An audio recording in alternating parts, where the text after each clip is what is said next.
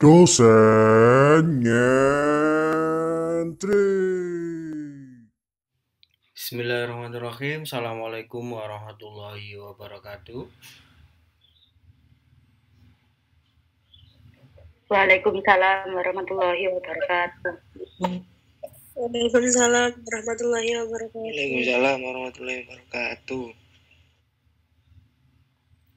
Oke, ini Mas Yuafa dan Mbak Nisa sudah bergabung.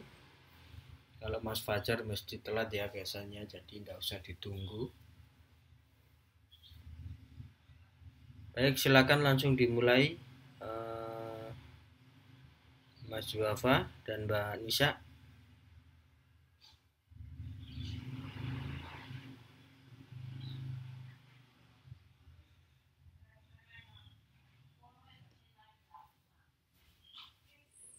Iya.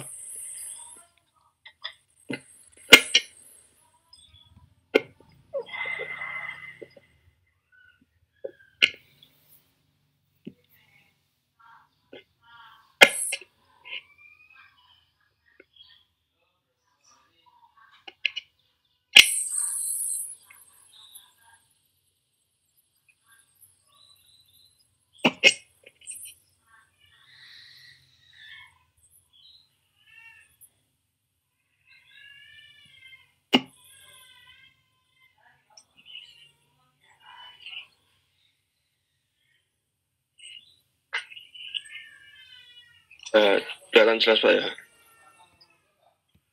Ya, sudah. Ya. Assalamualaikum warahmatullahi wabarakatuh. Waalaikumsalam. Salam sejahtera buat kita semuanya. Selamat pagi teman-teman. Di sini saya bersama Mbak Dila dan Mas Fajar ingin mempresentasikan materi dari sastra dan folklore. Oke, langsung saja. Teori sastra. Teori sastra ialah cabang sastra yang membahas tentang prinsip-prinsip hukum, kategori, kriteria, karya sastra yang membedakannya dengan yang bukan sastra. Secara umum yang dimaksud dengan teori adalah suatu sistem ilmiah atau pengetahuan sistematik yang merupakan pola pengaturan hubungan antara gejala-gejala yang diamati. Teori berisi konsep atau uraian tentang hukum umum suatu objek pengetahuan dari suatu. Satu, teori folklore. Folklore adalah sebagian kebudayaan kolektif yang tersebar dan diwariskan turun-temurun di antara kolektif macam apa saja secara tradisional dalam versi yang berbeda, baik dalam bentuk lisan maupun contoh yang disertai gerak isyarat atau alat pembantu pengingat.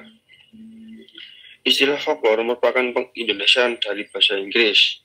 Folklore, kata tersebut merupakan kata majmuk yang berasal dari dua kata, yaitu kata folk dan lore.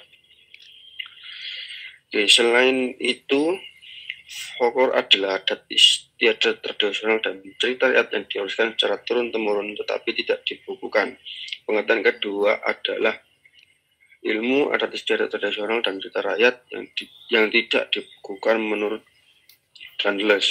Folklore adalah kebudayaan yang diturunkan secara turun-temurun oleh sekelompok masyarakat atau dalam suatu komunitas yang kolektif. Oke, berikutnya adalah ciri-ciri. Menurut James Dananjaya, penyebaran dan pewarisannya biasanya dilakukan secara lisan, yang disebarkan melalui tutur kata dari mulut ke mulut dari satu generasi ke generasi berikutnya. B. Folklore bersifat tradisional yang disebarkan dalam bentuk relatif tetap atau dalam bentuk standar, disebarkan di antara kolektif tertentu dalam waktu yang cukup lama, paling sedikit 2 generasi. C. Folklore ada atau eksis dalam versi bahkan varian-varian yang berbeda. Hal ini diakibatkan oleh cara penyebarannya dari mulut ke mulut atau lisan. Biasanya bukan melalui cetakan atau rekaman, sehingga oleh proses lupa diri manusia atau proses interpolasi, folklore dengan mudah dapat mengalami perubahan. Walaupun demikian, perbedaannya hanya terletak pada bagian luarnya saja, sedangkan bentuk dasarnya dapat tetap bertahan. Setelah itu, D. Folklore bersifat anonim, yaitu nama penciptanya sudah tidak diketahui orang lagi. E. Folklore biasanya mempunyai bentuk berumus atau berpola. F. Folklore mempunyai kegunaan dalam kehidupan bersama suatu kolektif. G. Folklore bersifat pralogis, yaitu mempunyai logika sendiri yang tidak sesuai dengan logika umum. Ciri pengenal ini terutama berlaku bagi folklore lisan dan sebagian lisan. Folklore folklore menjadi milik bersama dari kelompok tertentu. Hal ini sudah tentu diakibatkan karena penciptanya. Yang pertama sudah tidak diakui lagi, sehingga setiap anggota kolektif yang bersangkutan merasa memilikinya. I. Folklore pada umumnya bersifat polos dan lugu, sehingga seringkali kelihatannya kasar, terlalu spontan. Selanjutnya dilanjutkan oleh Mbak Dila. Monggo Mbak Dila. Ya, di sini ciri-ciri sastra dibagi menjadi 3. Yang pertama, isinya bisa menggambarkan akan manusia dengan berbagai bentuk permasalahannya. Yang kedua, terdapat susunan bahasa yang baik dan indah. Dan yang terakhir, cara penyajiannya dapat memberikan kesan dan baik. Jenis folklore. Mitos adalah bagian dari folklore yang berupa kisah berlatar masa lampau, mengandung penafsiran tentang alam serta dianggap benar terjadi oleh pengalaman secara tertentu. Yang kedua, legenda adalah bentuk cerita rakyat yang tersebar luas di masyarakat dan bersifat legenda. Cerita legenda sebagai cerita tentang asal-usul suatu daerah, tempat, pusaka, atau suatu yang bernilai sejarah. Folklore adalah sebuah cerita yang atau cerita tidak benar-benar terjadi pada Indonesia.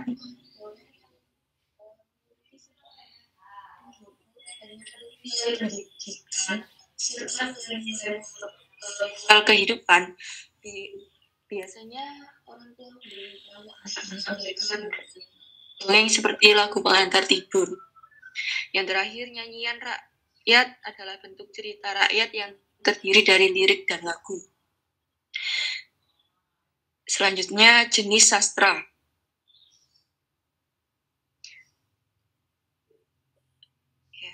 Yang pertama, karya sastra lama. Karya sastra lama ini lahir dari masyarakat Indonesia secara turun-temurun. Dalam karya sastra lama ini biasanya berisi tentang nasihat, ajaran agama, hingga ajaran moral. Hal tersebut karena karya sastra lama diciptakan oleh yang diserahkan secara aktif. Karya sastra lama misalnya dongeng, mitos, legenda, dan lain-lain. Yang kedua, karya sastra baru. Sebuah karya sastra baru biasanya sudah berbeda dengan karya sastra lama dan tidak dipengaruhi oleh adat kebiasaan masyarakat. Karya sastra baru ini cenderung berpengaruh oleh karya sastra Barat dan Eropa. Karya sastra baru memiliki banyak genre sesuai dengan realitas sosial yang terjadi di dalam masyarakat. Contoh karya sastra baru adalah novel romantis, komik, dan lain-lain. Ya, selanjutnya dilanjutkan oleh Mas Fajar.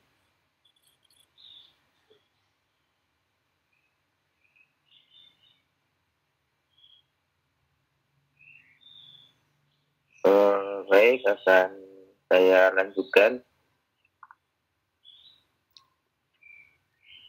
Masuk ke fungsi folklore. Folklore. Menurut Bascom dan Dadnes dalam Folklore Nusantara, hakikat, bentuk dan fungsi oleh Profesor Dr. Robert Dibarin, MS. Folklore mempunyai 8 fungsi, yaitu 1. Sebagai sistem proyeksi atau projective system, yakni sebagai alat pencerminan angan-angan suatu kolektif. Kedua, sebagai alat pemetaan peranata dan lembaga-lembaga kebudayaan. Yang ketiga, sebagai alat pendidikan atau pedagogical device. 4. Sebagai alat pemaksa dan pengawas agar norma-norma masyarakat akan selalu dipatuhi oleh anggota kolektifnya. 5. Untuk mempertebal perasaan solidaritas kolektif. 6. Sebagai alat pembenaran suatu masyarakat. 7. Sebagai alat memprotes ketidakadilan. 8. Sebagai alat yang menyenangkan dan memberi hiburan. Fungsi sastra. Sastra memiliki fungsi yang beragam dalam kehidupan manusia.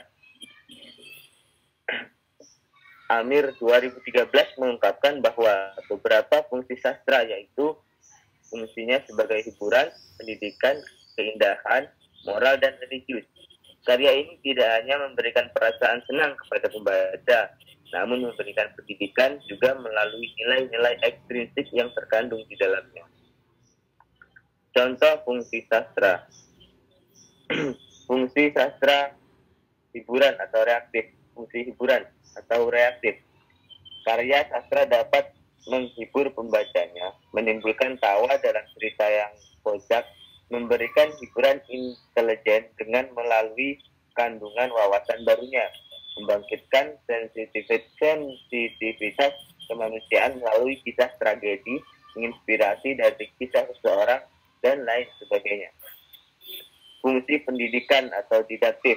Mendidik adalah sifat alamiah dari karya yang dibuat dengan penuh perhatian terhadap isi dan bentuk dasarnya, sehingga dapat memberikan informasi, pengetahuan, wawasan, atau kebijaksanaan baru yang dapat dihubungkan dengan kehidupan. Fungsi keindahan, estetis. Seperti puisi, karyanya dapat hanya memberikan keindahan atau nilai estetis yang disampaikan oleh penulisnya, sehingga keindahan atau gagasan pemikirannya yang kreatif dapat dinikmati dan menggugah penikmat atau pembacanya. Fungsi sosial. Sastra pembacanya untuk menjadi lebih sadar terhadap isu-isu sosial yang terjadi di dunia melalui perumpamaan atau cerminan realita. Tulisan ini juga dapat mengkritik tanpa main hakim sendiri atau judge, karena tidak mengarahkannya langsung pada pihak atau individu yang bersangkutan. Yang terakhir yaitu fungsi sejarah. Sejarah sudah terlalu sering ditunggang oleh kepentingan dari pihak yang diunggulkan pada masanya, sehingga sejarah dapat menjadi sangat tidak objektif dan memihak. Sastra dapat menjadi saksi bisu sekaligus pengomentar terhadap peristiwa-peristiwa yang terjadi di sekitar penulis. Terima kasih. Ini untuk sesi pertanyaan. Silakan.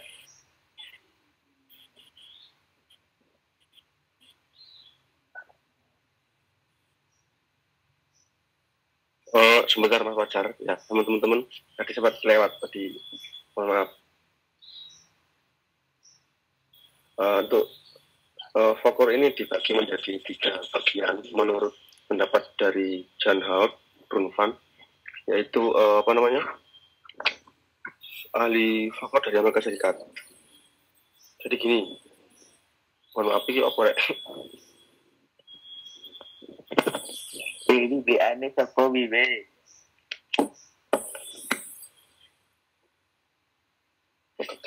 Oke. Nah, maklum rek dalan rek sebenarnya. Jadi pertama adalah folklore lisan, yaitu sebagai fakta mental atau mentifak, yaitu meliputi sebagai berikut. Ada bahasa rakyat sebagai logat, dialek, bahasa tabu atau otomatis, ungkapan tradisional sebagai peribahasa dan sindiran, pertanyaan tradisional yang dikenal sebagai teka-teki, seperti puisi rakyat, pantun, dan syair, yaitu termasuk faktor lisan. Contohnya folklore sebagai lisan. Biasanya ini sebagai faktor sosial ya, itu meliputi kepercayaan dan tahayul, terus permainan dan hiburan rakyat setempat, terus teater rakyat seperti ketoprak dan ludruk, daerah rakyat, itu meliputi folklore sebagian lisan. Terus selanjutnya folklore bukan lisan. Nah, ini sebagai artefak biasanya ada kayak seperti apa, arsitektur bangunan, terus seni kerajinan, pakaian tradisional, obat-obatan lah. Pembagian folklore ini dilihat dari ketiga kategori tadi untuk membedakan antara mana yang lisan, bukan lisan, atau sebagian lisan. Kalau seperti itu, Rek. Oke, bisa dari Mas Fajar untuk pertanyaannya.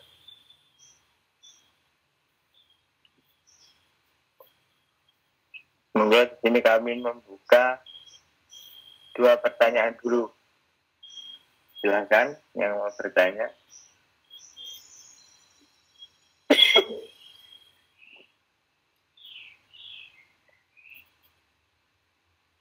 Oke.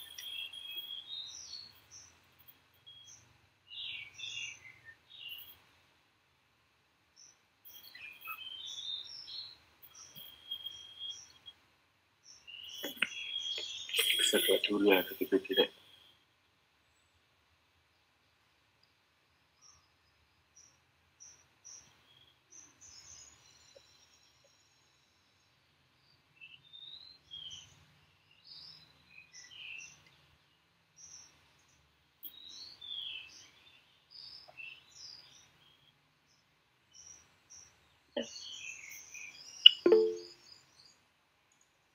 Ya, Mbak Ami, monggo.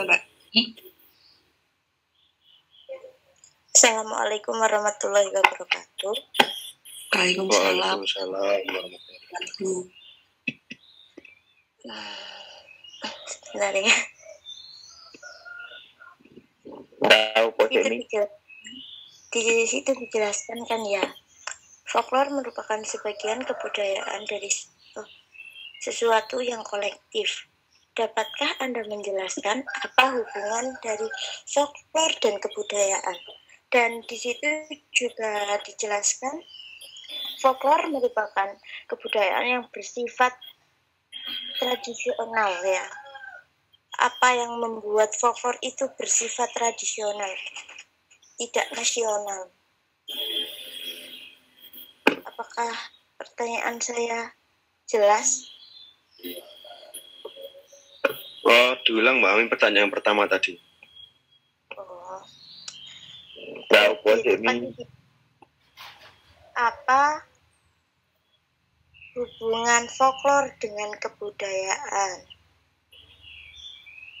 Ya, terus?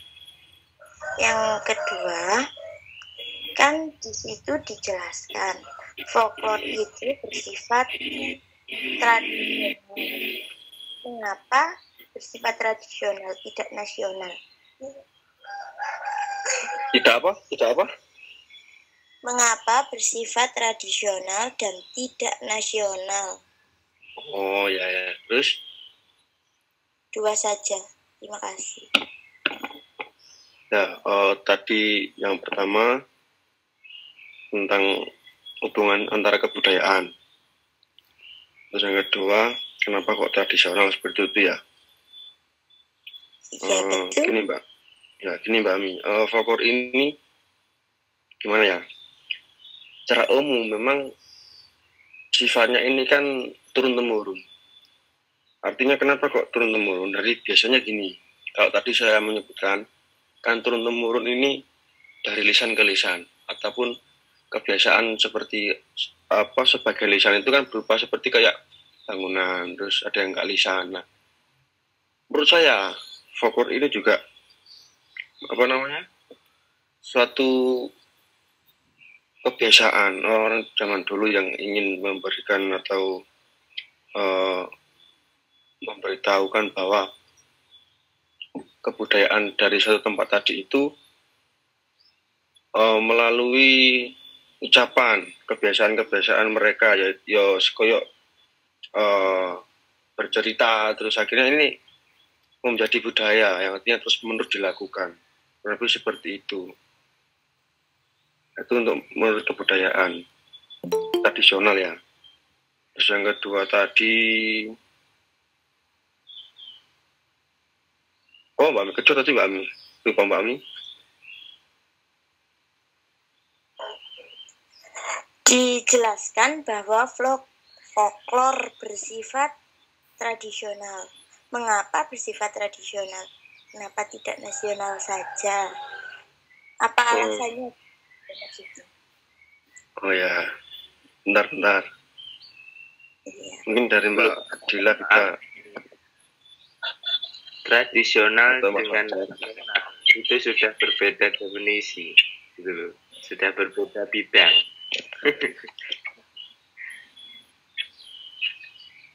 Jadi kalau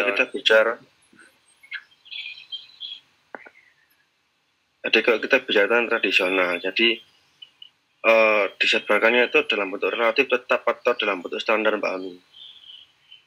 Jadi ya terus dari dulu ya kayak gitu gitu loh. Pokoknya seperti itu. Terus ya gitu-gitu saja. Makanya disebut sebagai tradisional.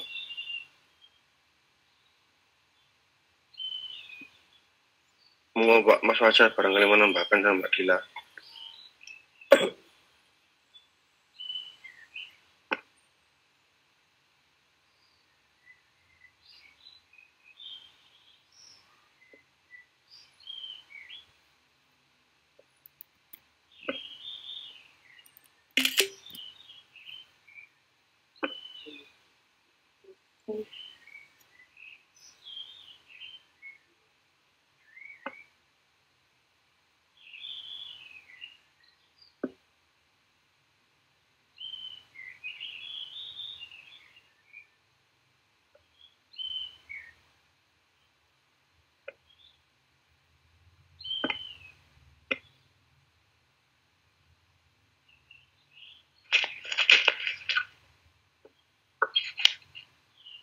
Tradisional sendiri itu kan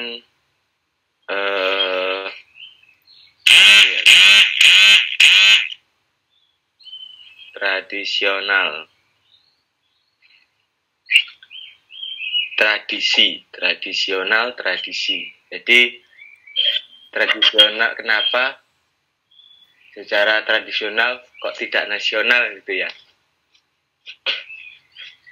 Tradisional sendiri itu menurut pengertian itu sebuah bentuk perbuatan yang dilakukan berulang-ulang dengan cara yang sama. Kebiasaan yang diulang-ulang ini dilakukan secara terus-menerus karena dinilai bermanfaat bagi sekelompok orang sehingga sekelompok orang tersebut melestarikannya. Jadi kalau nasional itu sebuah berarti tingkatan di posisi negara. Sudah nasional itu sudah masuk tingkat negara, berarti antar provinsi gitu loh. Nasional itu otomatis secara tidak langsung folklore ini sudah menjadi sebuah yang nasional, sebuah tradisi yang sudah ada di tingkat nasional. Karena setiap daerah kita pasti memiliki tradisi tersendiri atau bisa disebut folklore tersendiri.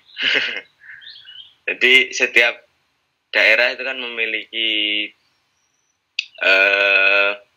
kayak budaya tersendiri turun-temurun. Nah, itu kan termasuk teori folklore juga. Gitu. Terima kasih, mohon maaf bila banyak salahnya. Silakan Mas Diava, Mbak Dila. Saya mau menambahkan lagi. Iya. Ya, monggo Mbak Ami. Tadi Mas Fajar bilang kalau bersifat nasional itu antar provinsi ya. Berarti kalau tidak harus juga, tergantung itu ya tergantung apa ya argumennya apa tergantung tempatnya di mana gitu penyebutannya di mana gitu aja. Berarti bisa dikatakan folklore ini di tempat tertentu saja, ya kan? Gitu kan maksudnya ya? Ya enggak. Mohon maaf. Enggak juga Mbak Ami. Gitu ya. Jadi karena kan ini gini, tadi kan seperti yang saya contohkan tadi itu berupa cerita rakyat. Jadi gini, yang dimaksud muswadah itu setiap provinsi ini memiliki kebudayaan yang berbeda-beda toh. Jadi punya versi sendiri-sendiri gitu loh. Oh, iya. Dalam penyebaran folklore ini mempunyai versi sendiri-sendiri tiap daerah. Seperti itu kurang lebihnya. Iya, bisa dipahami. Terima kasih. Jadi, Mi, sejak tulis debat Mi, beh.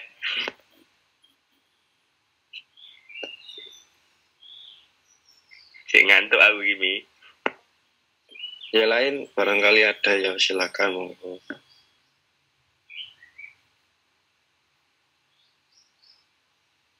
Silakan Sasut pertanyaannya. Wes, ayo wes. Dilos nih, monggo pertanyaannya. Mas Hanif. Materi terakhir iki rek. Waduh gak aku. Sing wis mlebu sapa iki? Mas Ganes, Mbak Maya, Cak Kolis, monggo.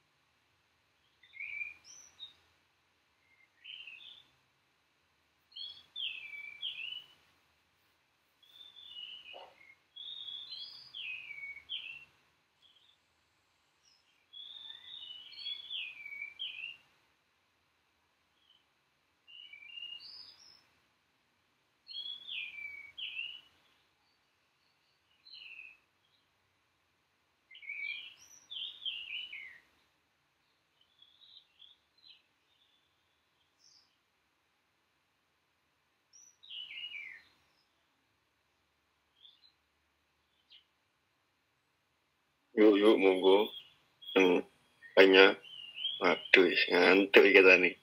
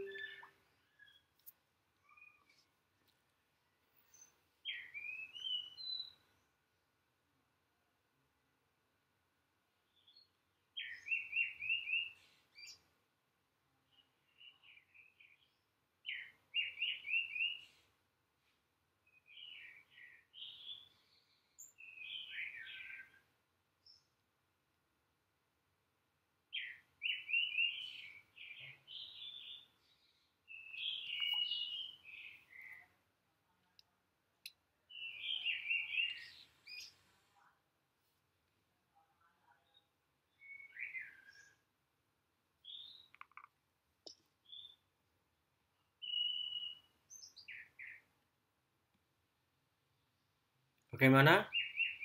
Kok diem-dieman ini?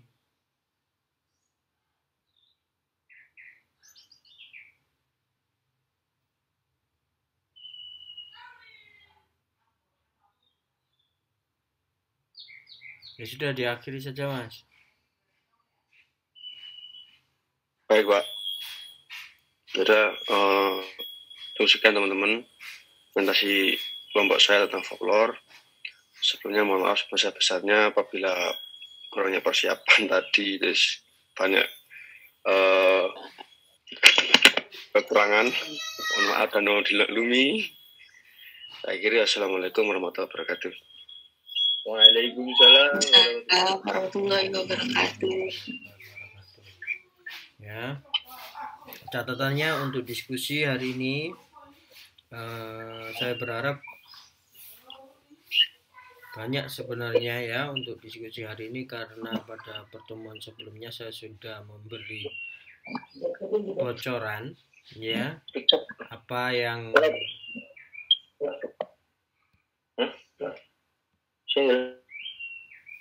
bocoran terkait dengan folklore gitu ya. Harapannya semua banyak membaca, banyak mencari informasi sehingga diskusinya berjalan dengan baik. Tapi kok malah tidak ada yang berdiskusi ya. Tapi pola berdiskusinya cukup baik tadi, bagaimana terjadi proses pemahaman ya, ketika yang bertanya memang benar-benar tidak paham, ada proses memberi penjelasan yang cukup menarik, tidak terjadi pada pertemuan-pertemuan sebelumnya ya. Ini sudah ada proses pemerasan materi ya, dari yang menyampaikan presentasi ya, benar-benar bisa tertangkap oleh pematerinya sehingga ditransfer oleh pemateri kepada audiens yang lainnya, kepada teman-teman yang lainnya. Ini sudah cukup menarik ya pola yang dilakukan oleh Mas Yuafa dan Mas Fajar. Mbak Nisa lebih banyak diam ini tadi diskusinya ya. Tapi kelemahannya ya mulai kembali celometan ya. Seharusnya kan siapa yang berfungsi sebagai moderator itu yang memimpin, nanti siapa yang mengarahkan, siapa yang menjawab, ada yang menambahkan atau lain sebagainya seperti di pertemuan sebelumnya. Harusnya seperti itu.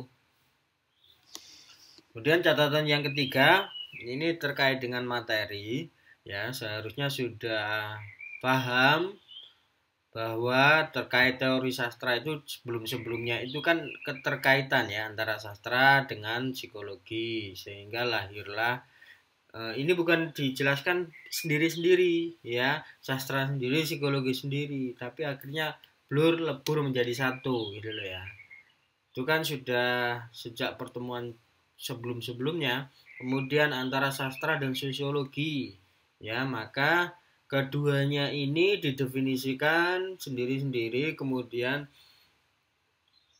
disusun menjadi satu, akhirnya menjadi sosiologi sastra.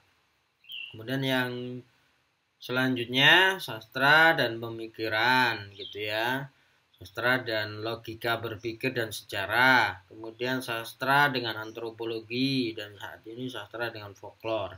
Maka harusnya sama seperti sebelum-sebelumnya gitu ya.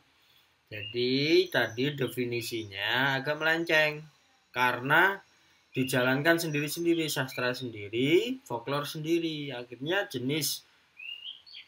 jenisnya tadi disebutkan karya sastra lama dan karya sastra baru ya. Itu kalau ngomong definisi sastra sendiri.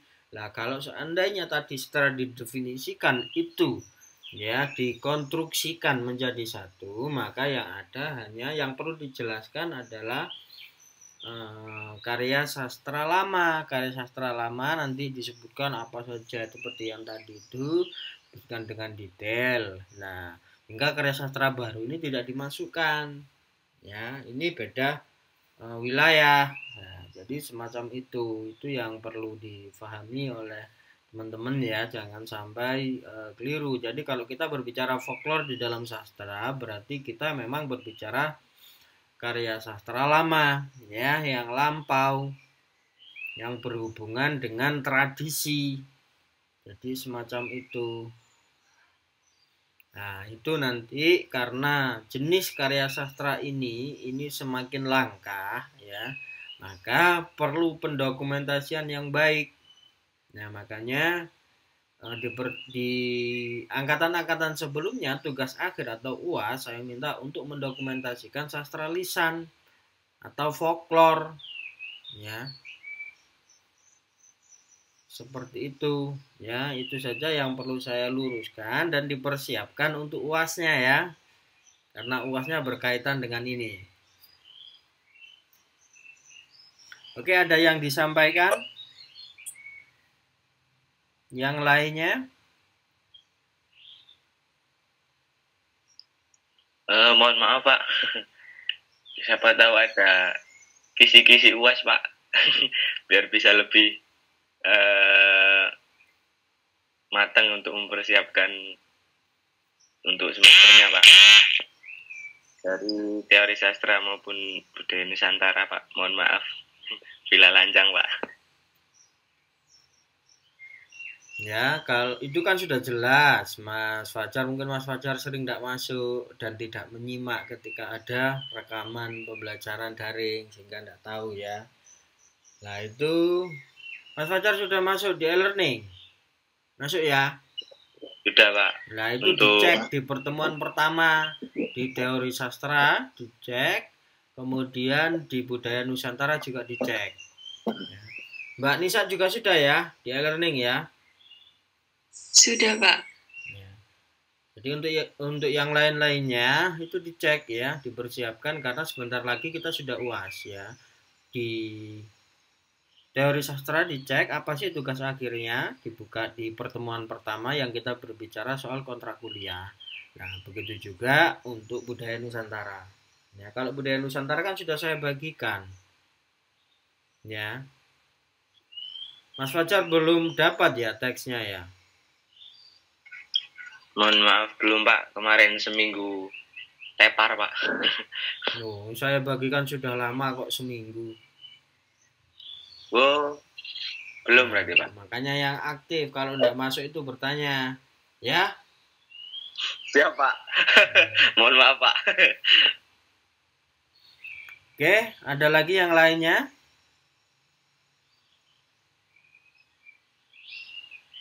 Oh iya Pak, mohon maaf ini agak melenceng sedikit Pak ya, tanyanya Pak. Di e-learning saya itu yang masuk cuma 3 matkul Pak. Itu cara memasukkan yang lainnya gimana Pak? Mengonfirmasi ke dosen atau gimana Pak? Ya, konfirmasi ke dosen yang bersangkutan. Oh iya ya Pak. Yang di e-learning saya itu cuma kewirausahaan, teori Nusantara sama budaya Nusantara. Dah, itu aja Pak. Ya ditanyakan ke temennya apakah memang hanya itu ya. Ya Pak. Nanti tidak lulus nanti kalau tidak aktif.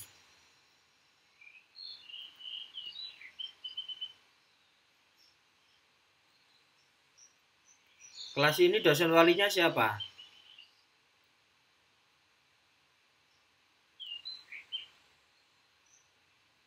Bu Rani, Pak. Ya, sering-sering komunikasi dengan Bu Rani. Ya, biar nanti kalau ada masalah konsultasi dengan Bu Rani. Oke, sudah tidak ada lagi terkait dengan materi barangkali, atau ada pertanyaan lain yang mungkin butuh ditanyakan atau butuh arahan.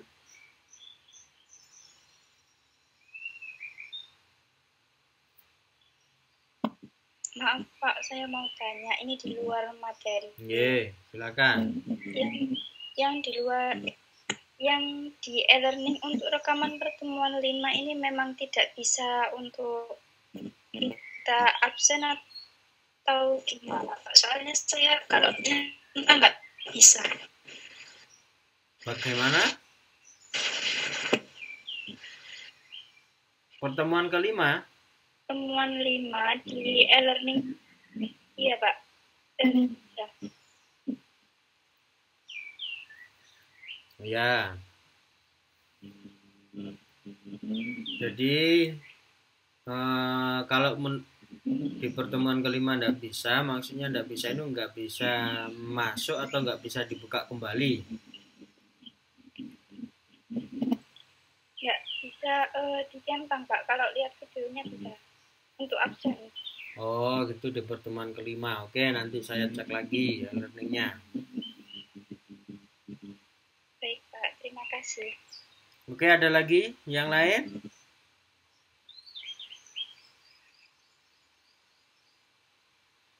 Baik, kalau memang tidak ada, maka pertemuan hari ini cukup. Sampai jumpa di pertemuan selanjutnya. Hari Jumat untuk budaya Nusantara ini berarti sudah selesai ya kelompoknya ya. Siap, sudah Pak. Terakhir Pak. Oke, berarti nanti saya mulai menyampaikan materi dan teori sastra juga mulai menyampaikan materi ya. Dan saya tolong diingatkan karena daringnya kemarin 2 kali untuk mengisi absensi di tertulis ya.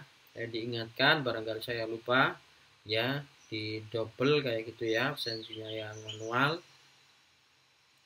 Oke, itu dulu untuk pertemuan hari ini. Tetap semangat ya, kalau sudah mulai kendor harus dipompa lagi semangatnya. Sebentar lagi sudah UAS ya. Jaga kesehatan dan banyak-banyak bersyukur. Oke, itu dulu yang perlu saya sampaikan. Saya akhiri, wassalamualaikum warahmatullahi wabarakatuh. Waalaikumsalam warahmatullahi wabarakatuh. Terima kasih Pak. Sama-sama.